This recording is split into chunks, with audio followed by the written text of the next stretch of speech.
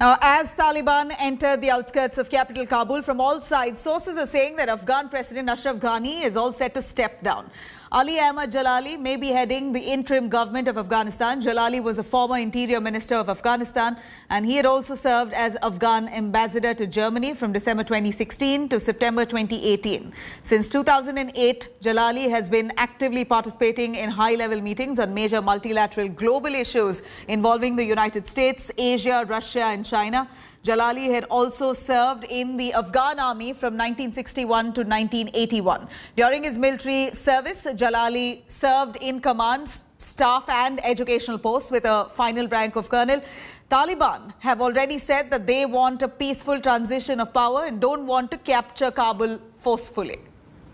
But, of course, what we see, the situation on ground seems quite different. Even though Taliban claims that they want a peaceful capture, here we're looking at Afghani administration saying that they are able to hear gunshots echoing all through the way while Taliban fast approaches Kabul, which will be the final nail on the coffin for Afghanistan.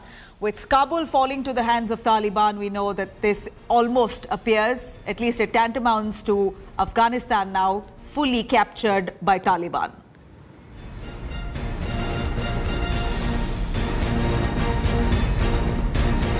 Now, let's take a quick look at this map here to really understand how Taliban is taking over Afghanistan and in quick succession.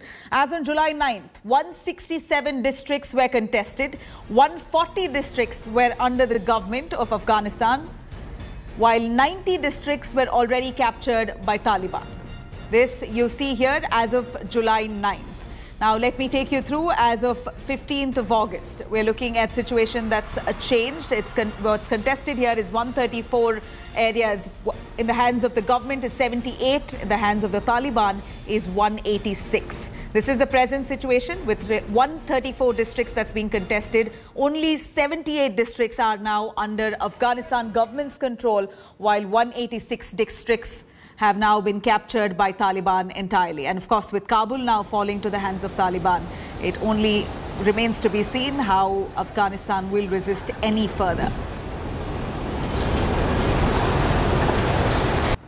All right, let me quickly cut across to our panelists joining us to give us perspectives right here on what's happening in Afghanistan. Rakesh Sood, Distinguished Fellow, ORF, former Indian Ambassador to Afghanistan as well. We also have Sushant Sareen, Strategic Affairs Expert and Senior Fellow, ORF. Geeta Mohan as well joining us more on that. Let me start with Rakesh Sood, sir. We're looking at Taliban fast approaching Kabul.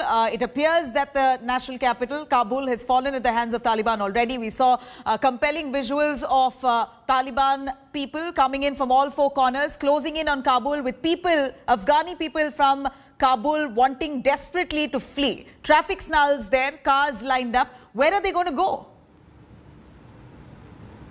Well, they are all searching for security in view of the uncertainty that is prevailing. Quite clearly, the security forces, the official Afghan government security forces have capitulated because there is a complete lack of leadership. And that is why the ordinary people, Afghans, are looking to, they are basically looking at an uncertain future and searching for security wherever they can find it on the basis of ethnic links, tribal links, family links, or whatever other links they can exploit in that process. Well, let me cut across to Sushant on that. Sushant, we do know that US, UK have sent in their troops to evacuate all their men, their people, diplomats who are stranded there. But what about the Afghanis itself, those who have supported the Afghan government all along? Even though Taliban claims that they're going to spare those who do not resist, there has been a series of human rights violations, atrocities, killings that have already taken place. Who takes the responsibility for it? I think the Americans and the Brits and some of these others, the Canadians, have already said that they will be evacuating many of those people who worked with them. So I think those arrangements are being made. And one of the reasons why this handover will take, in my view, I might be entirely wrong, but the handover to the Taliban might take a couple of days, is so that all this evacuation can take place. You can't expect the Taliban to come over, take over, even when 6,000 American troops are in the heart of Kabul, near the airport. So I would imagine that many of those people will be evacuated. Some will not be. And then we will see whether the Taliban are going to carry out reprisal attacks, what kind of, barbarities they visit on the people. Right now, the Taliban are giving this cock and bull story that everything will be all fine. People can go to their homes, they can go to work, they can do whatever they want to do.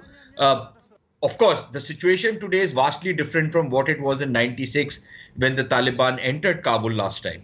At that point of time, Kabul had already been bombed into Stone Age by people like Hekmatyar and others. This time, Kabul is a bustling city.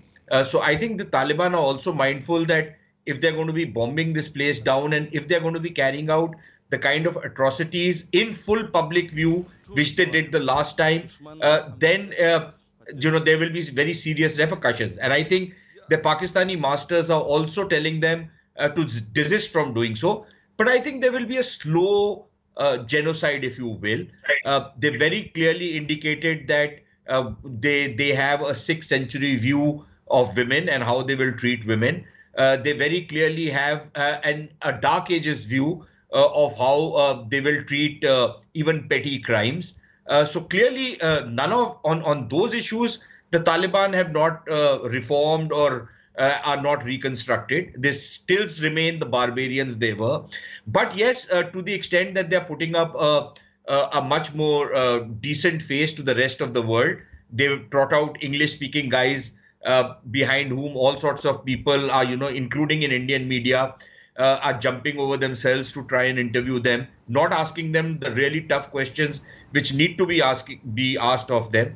So that kind of image building exercise is going on. But I don't think anybody should have any doubts about what the Taliban stand for, because the Taliban have no doubts about what they stand for.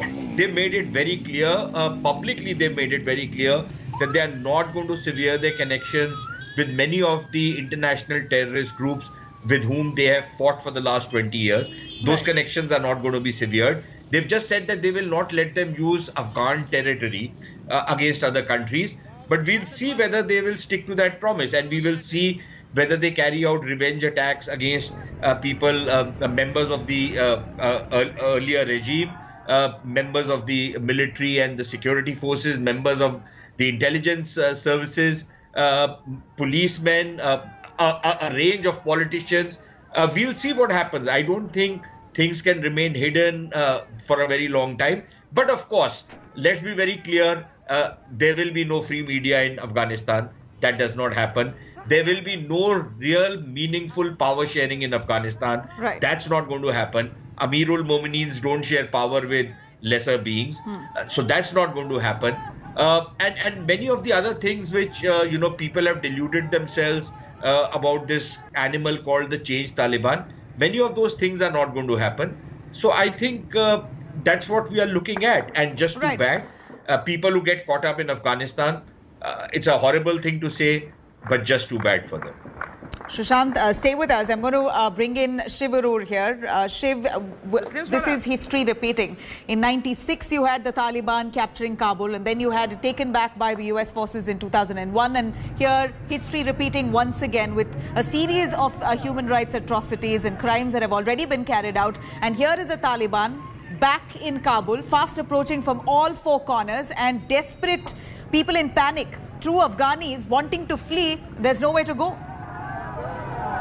Nabila, thanks. Absolutely. I mean, that is the situation right now. I'd like to welcome Sushant Sareen and Ambassador Rakesh Sood onto our coverage. We're going to be staying on this big unfolding story. Also want to tell our viewers that India Today has voices on the ground. We've got people in Kabul, outside Kabul, in Kandahar and some of the other places. So here on India Today, our coverage is not just fed from the agencies. We've got our own people on the ground giving us information. So it's much, much more authentic. The images and the information you will see here on India Today far exceeds in terms of accuracy, in terms of timeliness, what you will see everywhere else. Right at the outset, I'd like to agree completely with what Sushant Sareen has just said about the Taliban's statement.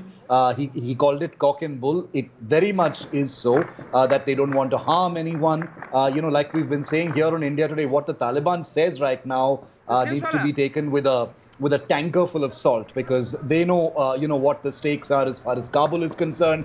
They understand that Kabul is different from all the other provincial capitals of Afghanistan, and so they need to play it carefully as well. So I think Sushant is absolutely right when he says the transition will take 2 or 3 days. But I'd like to address my question first, Nabila, to Ambassador Rakesh Sood, the former Indian ambassador to Kabul. He's operated from there. He's seen, the unfolding conflict firsthand. And when we talk about Afghanistan, Ambassador Sood, one is constantly reminded about how the more things change, they actually, feel very much the same. Your assessment of the current situation in Kabul, I want you to tell our viewers to help us understand what is going on right now. There is an interim president in Kabul right now. You've got the Taliban at the gates of the city right now. What kind of discussions, logistical, conversations would be happening right now in the city, sir? Well, it has been on the cards since February, because I think it was in February when Ambassador Zalmay Khalilzad came to Kabul and floated the idea that President Ashraf Ghani should step down and make way for a transitional government in which the Taliban would take part. Now, President Ashraf Ghani completely opposed the idea. Instead, he said that I'm ready to have early elections, and whatever the outcome of the elections, I will then hand over power in due process as per the constitution. Now, clearly, what it shows is the Taliban were certainly not interested in any elections. So one thing is that. The second thing is that the Taliban, the idea that, the Pakistanis have tried for a long time to persuade the world, as did Ambassador Khalilzad and the Americans and the Europeans, that there is a Taliban 2.0. Now, it is quite clear that the Taliban are seeking a monopoly on power. And as Sushant said very correctly, they are not interested in compromising. So, when you talk of a negotiated settlement, it means sharing power. But that is clearly not what the Taliban are aiming at. So they are seeking a monopoly in power.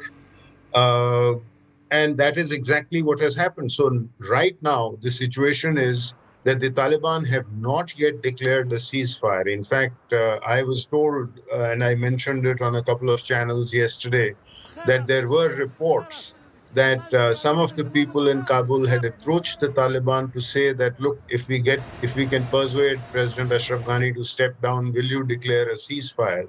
The Taliban did not even respond to that.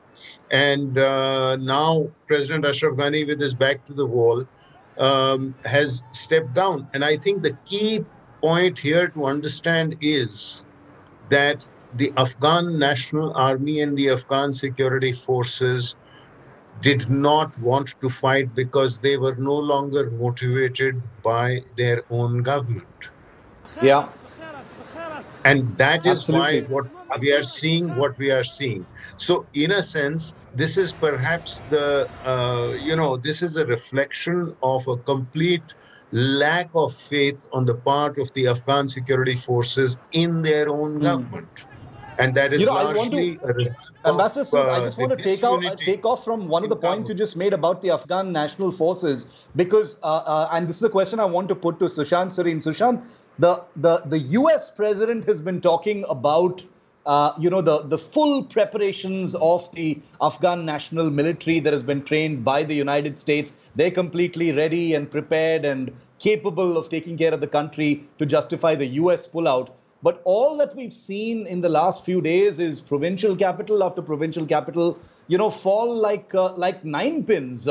Where have all these forces melted away, sir? I'm sure one part of it can be explained, by what Ambassador Sood has said, that there is a complete loss of faith. They're completely demotivated over what has happened right now. But surely there must have been some kind of force. It doesn't seem like it.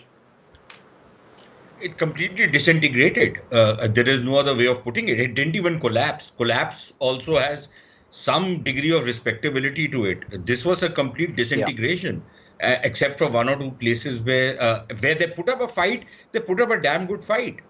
But look, there were some structural problems in this whole thing. But let's first come to the American president. Look, let's face it, Shiv, you deal with defense matters far more than I do. There is one thing to have an army on paper, and there is quite another thing to have an army on the battlefield. Okay? These are two entirely different things. On paper, yes, 300,000 strong and, the latest equipment, everything. They had everything going for them. Okay? They just didn't have air support. They didn't have they had some other major problems of logistics and supply lines and stuff like that, corruption, all of that was there. But it was still a very powerful fighting force. For it to disintegrate the way it has, one is, of course, as Ambassador Sood is saying, there was no higher direction coming from on top. Ghani was a bit of a disaster. Even when the first time he became president, Pakistanis are today blaming him. When he became president the first time, he was a man who had rubbished India, he had made these concentric circles and put India in the last concentric circle. He was sucking up to the Pakistanis like there's no tomorrow. Okay. And yet it was after about a year when the Pakistanis gave him a rebuff. They did not want to, break off their alliance with their Taliban proxies. That is when Ashraf Ghani finally woke up to the reality. And he again started reaching out to us. So for them to blame Ashraf Ghani is a rather disingenuous of Pakistanis, but everything about Pakistanis is disingenuous. But the thing is, there was no serious direction which was being given at the political level. At the military level, for almost an year, you had a non-functional defense minister who was not there. There was no direction out there. You changed a new defense minister, brought in this former General Mohammadi, and again, but by that time it was too late. And then within the army, you had, you were changing your army chiefs like, people change clothes. So clearly there was a complete, lack of coherence as far as the higher command was concerned. And that kind of filtered down to the lower command. And then, of course, what happens in Afghanistan, or what has been happening in Afghanistan for 5,000 years. This myth of Afghans being great fighters, to some extent it's true, but to some extent it's utter nonsense, because most of the time they don't fight. They do deals, they do side deals, they buy their insurance policy, they get bribed, they bribe people, and the keys to the fort are handed over. And this is this time again, the keys to the various cities were virtually handed over. There were just these side deals which were struck, safe passage announced, no molestation will happen. You guys go back to your homes, and that's it.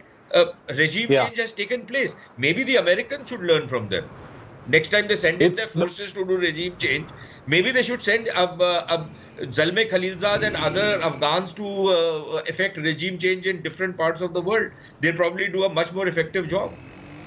There's so much irony drenched in what's coming out from here. The deal making that Sushant Sareen talks about, the discussions that are happening in Kabul that Ambassador Sood was talking about. Gaurav Sawant, our senior executive editor, is taking over our coverage right now. Gaurav and I have covered war together in different parts of the world. Afghanistan is one country that Gaurav and I have not visited, but the images coming out of Kabul right now, Gaurav, have instilled a sense of deja vu, a sense of horror among people, wondering about history repeating itself, comparisons with the US pullout from Vietnam in 1975, and now what's happening in Kabul. Incredible images, world watching in horror, Gaurav, as this plays out in Kabul.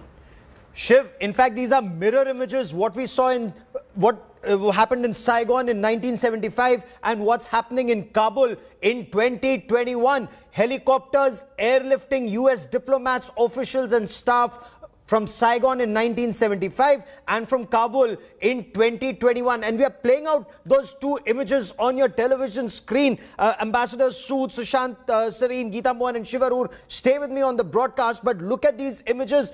Two eerily similar images of 1975 and 2021. That was April of 1975 in Saigon, and this is August of 2021. The Chinooks airlifting officials, diplomats, and that last helicopter that flew out of Saigon, helicopters that actually had to be thrown into the sea to accommodate more people on the aircraft carrier. Ambassador Sood, is this in a way a huge American defeat? Yes, it is the defeat of the Afghan National Army, but Ambassador Sood, this is a huge American defeat, and in a way, Joe Biden didn't see it coming, because just a month ago, he was saying the 300,000 strong Afghan National Army will be able to fight and it will not collapse. There will not be another Saigon. I think, Gaurav, I think that President Joe Biden was perhaps not seeing his own briefing papers, because on 29th of July, the Special Inspector General for Afghan Reconstruction, John Sokko, issued a report to the US Congress in which he categorically declared, and mind you, this is 29th of July, so we are already seeing the collapse. We haven't yet seen provincial capitals collapse, but we've already seen that the number of districts going under Taliban control has more than doubled to nearly 210 by that time. Yes. And he said in his testimony to the Congress that we should not be surprised at the way the Afghan security forces are collapsing. I mean, mind you, this is the, he was submitting his 52nd quarterly report to the US Congress as mandated by US Congress. So this is his public testimony, and his report that is there is out in the public domain. Yes. So I think that that is not, but yes, you are right. It is certainly very much a kind of defeat for the US. I mean, Ambassador Khalilzad was basically looking for exactly what they were looking for, what Kissinger was looking for from the Vietnamese, called a decent interval. At that time, the Vietnamese gave him a decent interval, because if you remember, it was in 1973, just after Nixon had won his re-election, that they signed the peace accords. Yes. And they got about 18 months before Saigon collapsed in the manner in which it did. This time, I'm afraid, instead of a decent interval, yes, they basically got a Taliban which was in a somewhat indecent haste, shall we say. And there was absolutely no resistance. But what does this mean for foreign diplomats and for people of Afghanistan? We'll talk about that in greater detail. Sushant Sarin, Geeta Mohan, Shiv Arur, Ambassador Sood, stay with me for a moment. A very quick break. On the other side, we will talk about gains of 20 years of democracy lost in under 20 days. These are images of sheer panic and pain that you're seeing on your television screen. Lots more coming up. Stay with us.